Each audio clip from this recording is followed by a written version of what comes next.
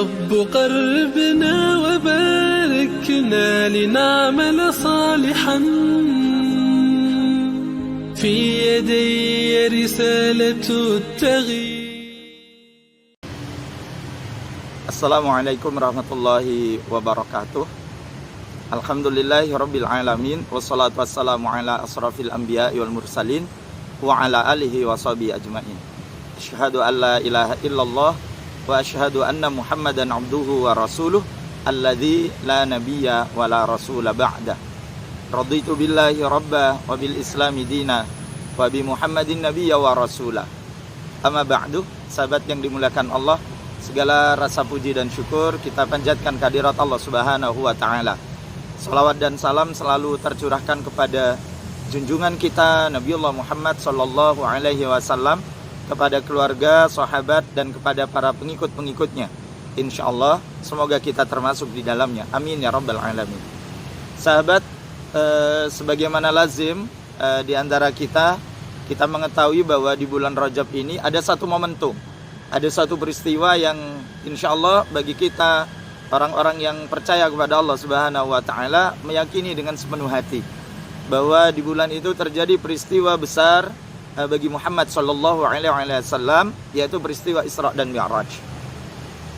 Sahabat yang dimuliakan Allah, tentu ini adalah suatu peristiwa yang akan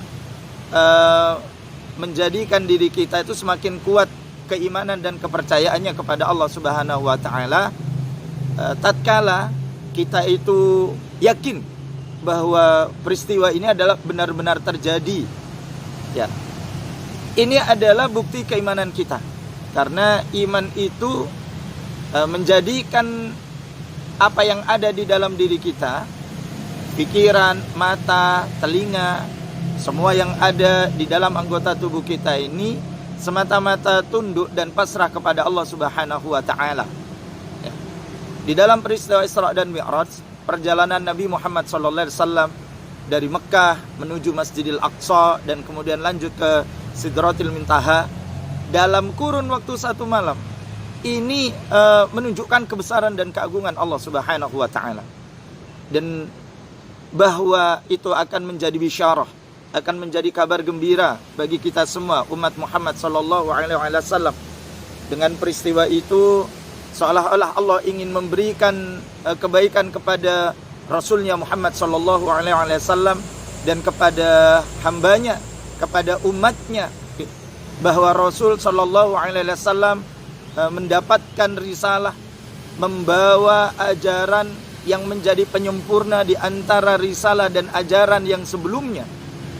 Dan ini dibuktikan ketika Allah Subhanahu wa taala menjadikan Rasul sallallahu alaihi wasallam sebagai imam salat di antara para nabi-nabi terdahulu ketika beliau itu berada di Masjidil Aqsa. Ini adalah bisyarah. Ini adalah kabar gembira bahwa agama yang dibawa oleh Muhammad sallallahu alaihi wasallam itu akan menjadi agama paripurna, menjadi agama yang menyempurnakan di antara agama-agama sebelumnya, ya. Dan sekaligus menjadi kepemimpinan di antara umat manusia yang berada di seluruh penjuru dunia, gitu. Nah, ini menunjukkan benarlah apa yang difirmankan oleh Allah Subhanahu wa taala bahwa Allah akan menjadikan agama Islam ini adalah agama yang diridhai oleh Allah Subhanahu wa taala. Innad dina 'indallahil Islam. Dan Allah pun juga telah memberikan kecukupan atas diri kita, nikmat dan kebaikan-kebaikannya kepada kita, dan itu tidak kita pungkiri. Fabi ayyi ala'i rabbikuma tukadziban. Ya, ketika Allah memberikan begitu banyak kenikmatan, memberi begitu banyak kebaikan, itu pun telah kita rasakan, dan bahkan kita tidak ada kata-kata lagi untuk mengingkari kenikmatan-kenikmatan Allah itu, gitu. Dan karenanya sahabat yang dimuliakan Allah, ketika Allah memperjalankan Rasulnya Muhammad sallallahu alaihi wasallam dan kemudian beliau dimi'rajkan oleh Allah Subhanahu wa taala, bahkan beliau sempat diperlihatkan penghuni-penghuni surga dan penghuni-penghuni neraka.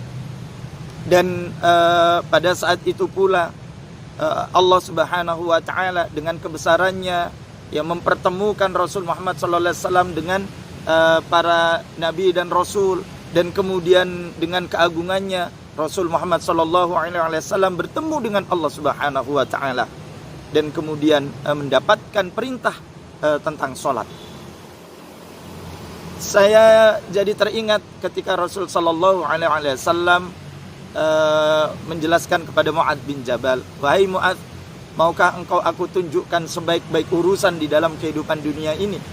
Maka Mu'adz bin Jabal mengatakan, "Mau ya Rasulullah." Maka kemudian Rasul SAW mengatakan bahwa puncak segala urusan di dalam kehidupan dunia ini adalah dengan menjadikan Islam sebagai agama, dan yang menjadi mahkota di antara urusan yang terbaik itu adalah sholat. Karenanya kalau kemudian disebutkan as-salatu imaduddin, sholat itu adalah tiang agama, dan agar kemudian kita itu bisa menjaga sholat ini dengan sebaik-baiknya.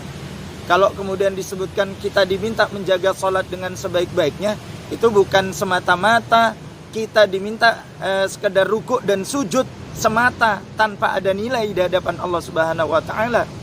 Karena sejatinya ketika kita diminta untuk menjaga sholat, itu artinya kita diminta untuk menjaga seluruh perintah Allah, apakah itu perintah yang wajib dan atau juga perintah yang sunnah. Kenapa? Barang siapa yang menegakkan sholat, berarti dia telah menegakkan agama Allah. Barang siapa yang lalai dengan sholatnya, itu artinya dia telah merubuhkan agama Allah Subhanahu wa ta'ala. Artinya, kalau kemudian kita itu diminta untuk melaksanakan dan menjaga sholat, agar kita itu bisa patuh dengan syariat-syariat Allah yang lain, agar kemudian kita itu bisa menjaga aturan-aturan kehidupan yang lain, bukan semata-mata sekedar melaksanakan sholat, tapi aturan yang lain itu ditinggalkan. Bukan. Sebagaimana juga Rasul mengingatkan kepada kita, taatlah kalian kepada pemimpin kalian, sekalipun dia telah berbuat zalim, selama dia masih menjaga sholat. Maknanya apa? Selama dia masih menjaga aturan-aturan Allah, selama dia masih menjaga perintah dan larangan Allah. Bukankah kalau kita menjaga sholat, berarti kita itu telah menegakkan agama ini? Dan atau sebaliknya, ketika kita itu merubuhkan sholat, kita itu tidak menjaga sholat, itu artinya apa? Kita telah meruntuhkan agama ini. Tidak berlebihan kalau kemudian di antara para alim, di antara para salafus salih gitu, beliau mengingatkan kepada kita semua, ketika kita bisa menjaga sholat ini dengan sebaik-baiknya, kita khusyuk, kita fokus, kita melaksanakan sholat dengan berupaya dengan sempurna, maka fa insyaallah Allah akan memudahkan kepada kita untuk melaksanakan perintah-perintah yang lain, dan sekaligus Allah akan menjaga kita meninggalkan segala bentuk larangan-larangan. Ini artinya salat ini yang akan menarik kita untuk melakukan kebaikan demi kebaikan. Salat ini yang akan mencegah kita untuk meninggalkan kemaksiatan demi kemaksiatan. Jadi kalau kemudian kita merasa telah menjaga salat kita, merasa telah melakukan salat kepada Allah Subhanahu wa taala, tetapi kita tidak bisa tunduk dan patuh secara utuh kepada Allah Subhanahu wa taala, maka berhati-hatilah. Khawatir salat yang telah kita tunaikan selama ini itu tidak diterima oleh Allah Subhanahu wa taala. Dan kalau itu yang terjadi, maka kerugian yang akan terjadi. Na'udzubillah min dzalik. Semoga Allah Subhanahu wa taala menjaga salat kita. Semoga Allah Subhanahu wa taala senantiasa menjaga kebaikan-kebaikan yang kita lakukan, menunaikan setiap perintah dan meninggalkan larangan-larangan Allah Subhanahu wa taala. Amin ya rabbal alamin.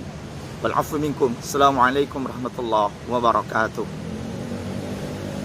يا رب قربنا وباركنا لنعمل صالحا